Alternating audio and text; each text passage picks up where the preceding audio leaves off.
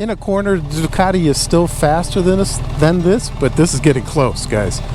Wow, the water's still high. Holy cow. I'll film right here. Let's film right here.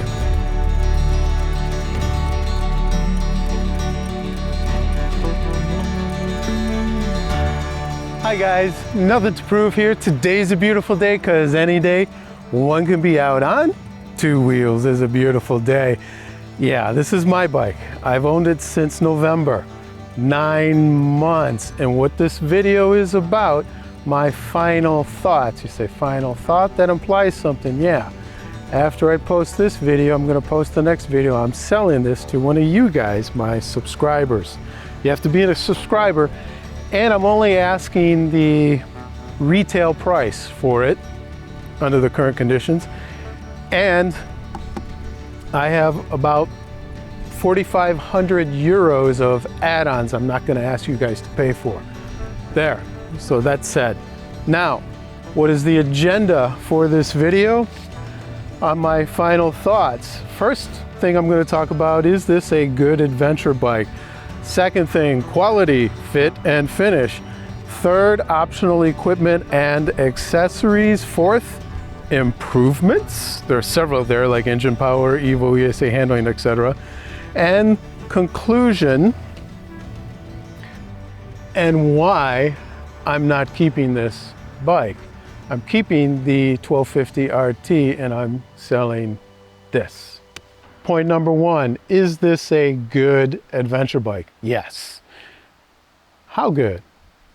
Is it, in my humble opinion, the best adventure bike in this heavyweight adventure group? Yes, it is. Why? Here we go. Let's answer that question. Why? It does everything, because that's what an adventure bike should do. It shouldn't just go fast in a corner and then suck off-road. It needs to do everything and do everything well. That's why this is the best adventure bike, but that's also why I'm not keeping it. I'll get to that in point 5 in the end there. So if you want to go fast in the corner, get the Ducati. If you want to go fast off-road, get the Africa Twin or the R version of the 1290. Well, now it's going to be 1390. Do those, yeah. Okay, on-road. Will the 1290 out accelerate this? Yeah, sure. Will the Ducati? Yeah, probably. But again, but then here, the Africa Twin's probably going to be in last place in that. So overall, this thing does everything so well. That's the point. And you can name off 10 different categories. This will be right at the top of the list. Will it be number 1 on any one of those lists? Maybe touring. This might be number 1. You know, if you're going to do a week, 2 week, 2 month, 2 year trip, I would seriously do this. I think I would choose this over anything else because it does everything in all those situations very well. The only 2 bikes that I would bring up or say compete with this in quality and fit and finish. So those are 3 things. I'm just going to group them together. I would say the Tiger 1200 and the Africa Twin. Those 2 are right there. Maybe reliability, the Honda might be might beat BMW and also Triumph. But fit and finish, this is better than the Honda, and also the Triumph is a little better than now these are just my opinions, guys. Looking at the fit and finish and the cockpit view here, just this right here, the fit and finish looks excellent here. Oh, I got a bug over there. But it really works. It's nice, tight, tidy, no loose anything. Yeah, you got wires there and wires there, but everything else, it just works and looks nice. Well, these are the pretty much standard mirrors you're going to get on any typical BMW, but everything, it's really nice, guys. I cannot complain about this fit and finish. The only thing that comes close is the Africa Twin and the 1200 Tiger. they're right there. Maybe the 1200 Tiger is closer to this than the Africa Twin, but maybe just a little bit. Optional equipment and accessories. By far, this wins. This has every option, even the blind spot, rear radar, everything. And also this year, there we go, we have this. Yeah, that is an option. Although on the Moto Guzzi Stelvio this year, Moto Guzzi one-upped BMW and said, we're not going to make it an option, it's standard. So, although I would not replace this windscreen, on the Stelvio I would get a bigger windscreen. So that's what you're seeing here with this. Now, any other OEM, Touratech, SW Motec, Wunderlich, they're endless, guys. They have a million different things, literally. If you added up all the different aftermarket OEMs and what you can put on a GS is amazing. This wins by far for options, no questions. The torque delivery is better and stronger at lower RPMs. Now I'm just comparing to the 1250, not the 1200 and 1150 and 1100. I'm just comparing to the previous gen, because I've ridden a lot of 1250s, probably 8 or 10 different 1250s in that 4-year, 5-year run that they had from 18, 19, 20, 21, 22, 23, yeah. 6-year, 5, well, if you count 18, so it's 19, so 5-year run. Engine vibration is a little lower, muted, and they addressed that also. Now let's pass this slow car, because the speed limit's 100 and he's doing 80, or below 80. There, now he's doing 80. And just roll on without downshifting. And I have to hurry. Look at that power. Nothing. I did not have to do anything. That's what I'm talking about with this new engine. It has more torque down low. That is gorgeous and beautiful. You can be so lazy on this. Of all the adventure bikes, well, I'm lazy on the 1200 Tiger too. But you can be so lazy on this thing and still be fast, be quick, be nimble, and be lazy. I don't care. And then just decide something at the last minute like I just did there and boom, go. And I didn't downshift at all. That's what I'm liking about this motor with this power delivery. Also, the vibration is reduced. How much from the 1250? If I had to guess, about 20%, give or take. It's non-existent right now, so I'm doing highway speeds. It's non-existent in 6th gear. It's non-existent in the left foot peg, right foot peg, a little bit, but a little bit less than the 1250. And in the handlebars, almost nothing. Suspension, this new EVO ESA suspension is by far, hands down. Is it 100% improvement over the 1250s? I wouldn't say that, I'd say 50% better. My wife, though, loves this suspension way better. When she's sitting as a passenger on the back of the 13, she would rather be on the 13 than the 1250. That's her opinion, and I kind of agree with her. Because when you have this thing weighted down, I fill the bags and put her on the back, I would rather do it on the 13 than the 1250. The 1250 becomes wobbly. This is still solid, doesn't wobble in a corner or going over railroad tracks or going over bumps. The 1250 will go, this, it's beautiful. So 2 thumbs up on this EVO suspension.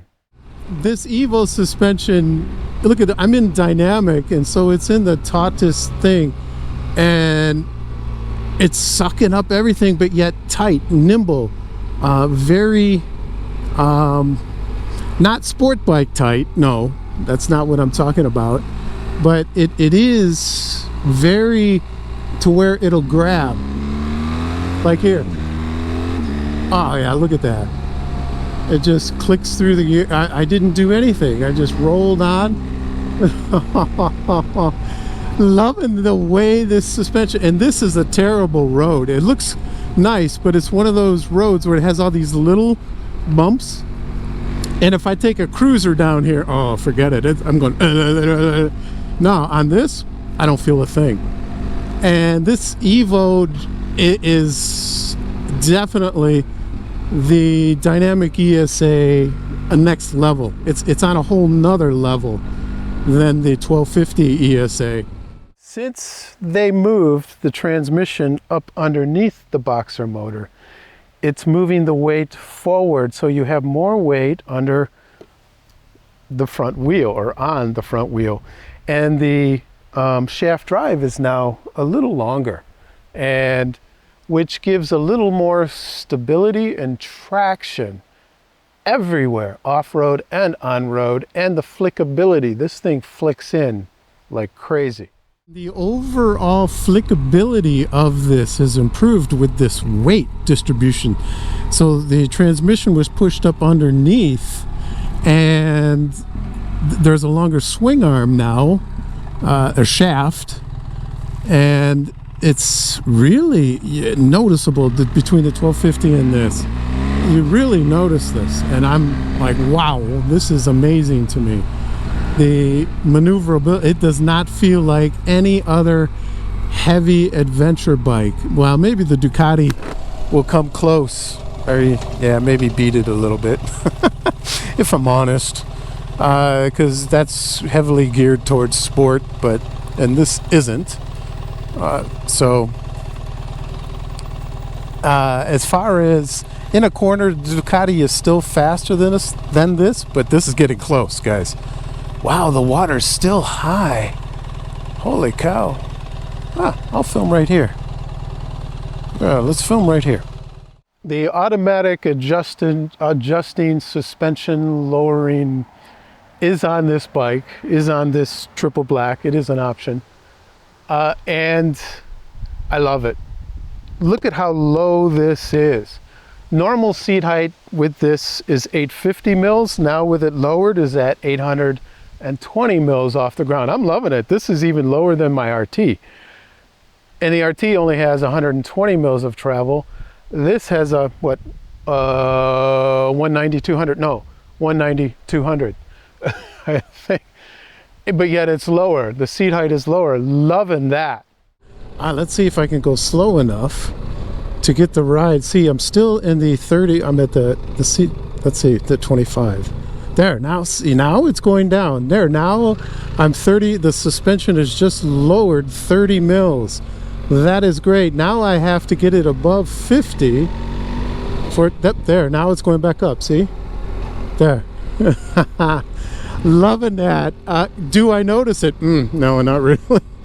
I can't tell unless I put my feet down. Then I can tell the distance, that 30 millimeters. But watching it there, and that is the greatest thing since sliced bread. Number 5 on improvements, or E, wind protection is vastly improved. BMW even made a comment about how much they improved it, even with this adjustable electronic windscreen. Let's put the windscreen back up because I'm in the country. It usually I will go about 75% up, not 100%, maybe somewhere between 50 and 75% up. That's about what it is now. Maybe a little low. Oh, but on a real windy day like today, though, I like it a little higher to where I no longer get that buffeting on the helmet, and that's where I set it. That's how I know it. Okay, stop. And then you can also, with that buffeting, it affects the hearing too. So it gets quieter the higher, and then as soon as it gets as quiet as it gets, then I stop the windscreen. This thing looks smaller, feels smaller, and is smaller than the 1250. So they have accomplished their goal. They're trying to get back down to that 1150 1200 GS weight class, and they're getting close. They're still not quite there. They still could lose another 10 kilos or so before they're getting, or 15 kilos to get that low. But this has so many other features and options and add-ons. I think it'll be difficult. This is about as low as you can go, 230 kilos for this weight class, because this is what, 237. I don't think they can get this bike ever below 230, in my humble opinion. So the problem and why I'm not keeping this, let's get straight into that, shall we? When I walk into my garage and I see the RT and I see this, I want to get on the RT and take it for a ride. That's the truth. Is this lighter? Is this faster? Is this all around better? Yeah, but the RT has a sole purpose. The RT is a sport touring bike. This is an adventure bike. I've never owned an adventure bike before. This is actually my first adventure bike. I think this will be my last adventure bike that I own. Although the Moto Guzzi Stelvio is calling my name. I love that bike. So there's an unemotional attachment to this, where I have an emotional attachment to the RT. There is no emotional attachment, which leads me to the second point in which I addressed early on in the video. This is good at everything, and that's also the problem, that it's good at everything. It does not pull on my heartstrings to ride it. When I walk out into the garage, I just look at it like, oh, it's a good bike, yeah. Do I run and ride it? No. That's the difference. They really made a mistake with this 1300 with the sound, in my humble opinion. It's so much louder, so much more valve chain noise, this echoing coming up through the triple clamp. The big con to this new motor, I have my visor up, is this noise. Putting around here at city speeds, this is the dominating noise, this constant ring. It sounds hollow. The motor actually sounds hollow down there. That's, see, it's, yeah, annoying for lack of a better word. The 1250, it's not as much. The decibels are much lower than this. I did a video on that in case you guys haven't seen it. So bottom line, guys, I'm not keeping it. I'm gonna sell it to one of you guys with all the extras, as I addressed earlier. So I hope you've enjoyed this review, and if so, I've earned your subscription. As always, guys, ride safe and ride like there's nothing to prove. Take care, guys. Truce.